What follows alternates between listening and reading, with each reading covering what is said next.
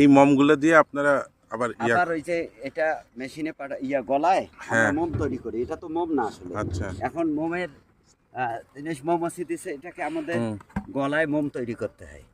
হ্যাঁ, যখন মোম তৈরি করি আমরা এটা আবার ওই শীট মেশিন নিয়ে পাঠাই দিই।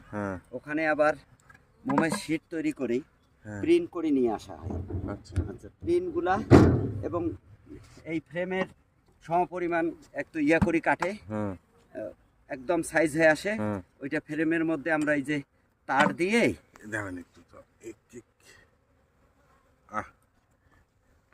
আচ্ছা তোমাকে সেই জিনিস দিব এখন। আচ্ছা, আমি এখানে আসছি আমাদের আব্দুল লতিফ ভাই। হ্যাঁ, সবাইতে স্বাগত। লতিফ ভাই আমাদের রংপুর থেকে আসছে এটা দেখার জন্য, আমাদের ছোট ভাই। হ্যাঁ, তা এখন আমরা এই যে মেশিন থেকে যেভাবে মধু হারভেস্ট করার পর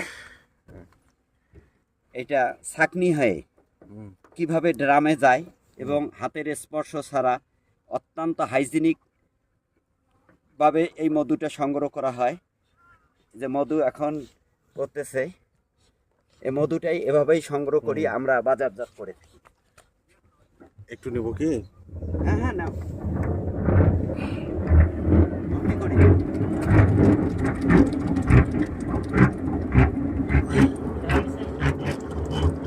না না, র মধু।